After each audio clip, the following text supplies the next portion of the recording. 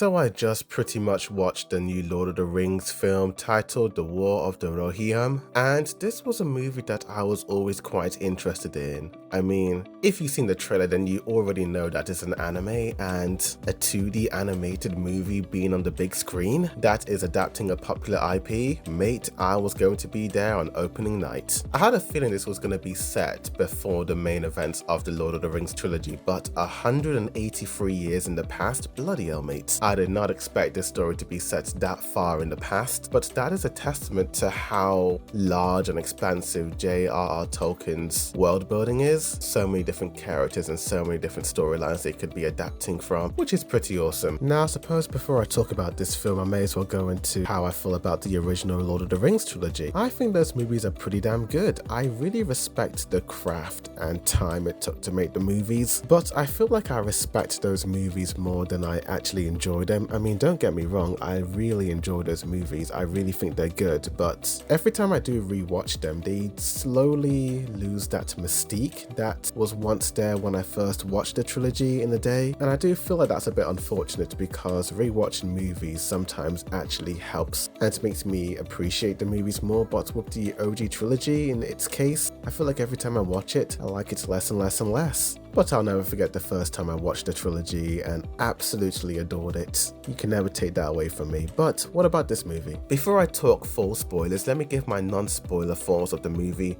It's very entertaining, the story is gripping, the characters are very three-dimensional, and it's just a good plot, dude. Shockingly very entertaining. I don't think you guys will be bored at all, and the animation is pretty good. Go check out the movie right now and come back for my spoiler review. But now let's talk about spoilers, so heavy spoilers for War of the Rohirrim. You have been warned. Let's talk about what I liked. I think the story is pretty awesome and very entertaining, and I was very gripped throughout the entire movie. I don't think there was a single moment I was bored. Hera is a feisty person. On design alone, you'd think that she is your typical anime waifu, but no, she actually has a lot of spunk, and she's a bit of a warrior. I think you see that a lot more in her backstory with Wolf. You see the two kids fighting, and she was the one who gave Wolf the cut. But moving on from that, I just love the whole dynamic with all the characters and their interactions, Hera and the wolf's relationship, and her and her father's. Her father just sees a little child in her and does not seem to see the strong warrior inside of her. He's so overprotective of her that he can't see her all grown up. He puts more value into his own sons when it comes to making them warriors, and treats his daughter like a dainty little flower, which is quite frustrating to watch because you know that Hera is a strong fighter. That is one of the reasons why she does not want to get married. She wants to live a strong, free life. Wolf comes into the picture and he is this childhood friend of hers, but she kind of rejects him. And Wolf is not happy at all. But as this is all happening, Hera's father and the wolf's father have a fist fight, which leads to the death of the wolf's father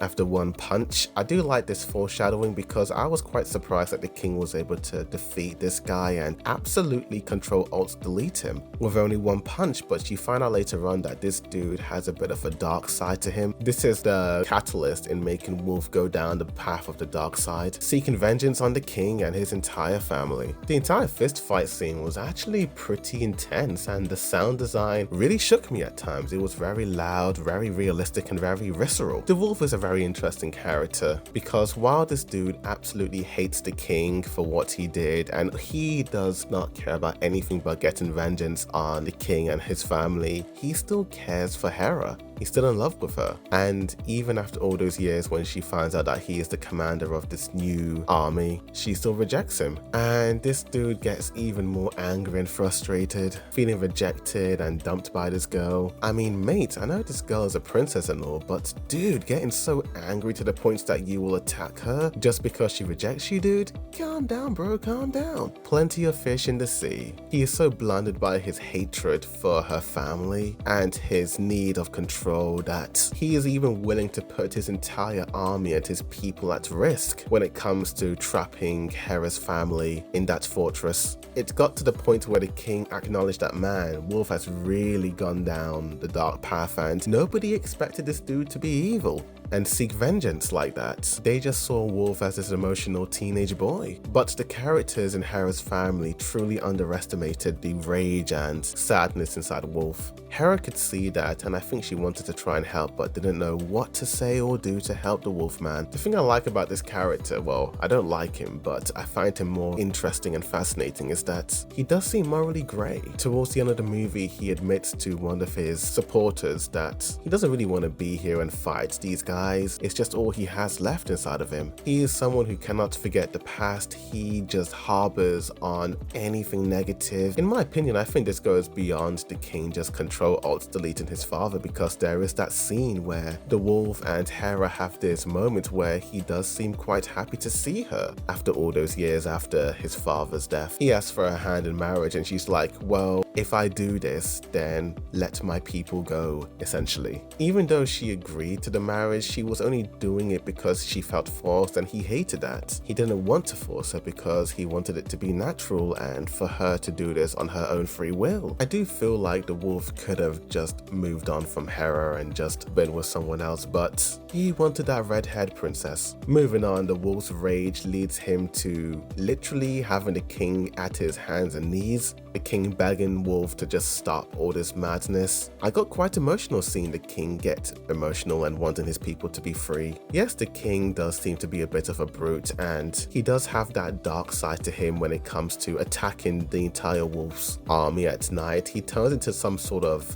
Dr. Jekyll, Mr. Hyde type monster, but at the end of the day, he's doing all this to protect Hera. He's a very morally grey character, this guy. There are things I don't like about him, but also you kind of see why he is the way he is. His love for his daughter and his sons and his entire kingdom blinds this guy to do and say some absolutely atrocious things, but you see where he's coming from. But mate, when the wolf literally Control-Alt-Deleted one of the sons of the king in front of him and his daughter, that's when I was like, okay, Wolfman, you have gone way too far, dude. You already killed one brother, but to kill another, that's just going too far, dude. The king collapses from quote-unquote illness, but in reality, it's just grief and regret. And that's when we start finding out that the king has this dark power inside of him. Hera finds out, confronts him, and he realizes that he was wrong, and he sees the strong Rohirrim inside of Hera. He sees something inside of her that he doesn't himself have inside of him. Yes, she's strong and powerful, but she's also kind and caring and pretty open-minded when it comes to others. The dude sacrifices himself, and this animation sequence of him attacking the wolf's army in the snow was possibly one of the best animated sequences of the movie. It's sad, very sad, but we start heading towards the final act where Hera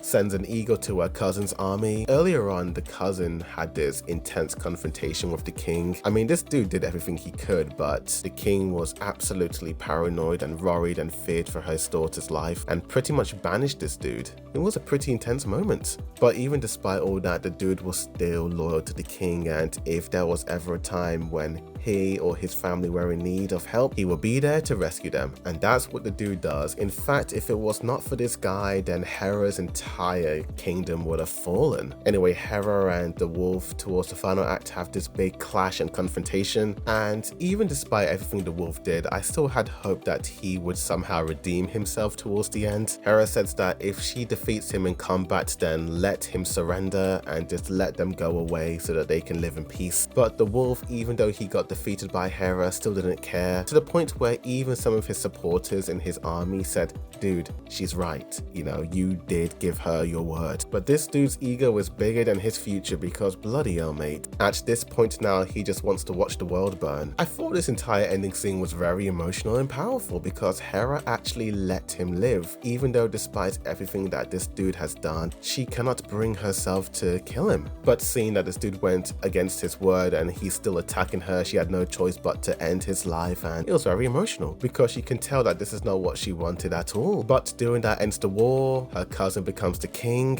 and she does not want to play any role in royalty. She decides to leave the kingdom in search of freedom and venture in the great wide somewhere, and that's how the film ends. Love the final sequence of her running with the horse into the sunset or sunrise. It was a beautiful shot. Fantastic movie. I enjoyed myself throughout the entire movie. I think the only one drawback of the film is the animation being quite inconsistent. There are some moments, particularly the action scenes, where the animation is absolutely top tier and it looks amazing, amazing, but then there was a lot of dialogue scenes, especially in the early parts of the movie where the animation looked a bit stuttery and ropey at times. The art style was good, I don't have anything against it, but it was just the movement in like the first 15 minutes of the movie, particularly when Freka the wolf and his generals came to meet the king in the first act of the movie. The animation was not really that good, but as the movie went on it did improve and I ended up liking it a lot, especially the fight scenes. So because of that, I'm going to give the movie a 9 out of 10. If the animation looks a little bit better earlier on, then it would have been a 10 out of 10 because the story is actually pretty amazing. Voice acting was top tier, the soundtrack was really immersive and wonderful. Yeah, they used some old tracks from the original trilogy, but there was a lot of new tracks they used, which I was happy for. Now, while Warner Brothers did distribute this movie and approved the rights for it to be released, it was animated by a Japanese studio. The animation was done by Solar Entertainment. They also helped on some of the animations for Tower of God and The God of High School, as well as the Rick and Morty anime. So with this being officially an anime film, this is without a doubt the best anime movie of the year for me. I enjoyed it quite a bit, but what do you think of the movie if you've seen it? Tell me in the comments down below what you guys think of this review. Do you like it? Do you hate it? Tell me. Like this video, subscribe for more anime film reviews, as well as updates, news, comparisons, breakdowns, rankings, and more. But thank you for watching, and as always, a boy did a review signing out.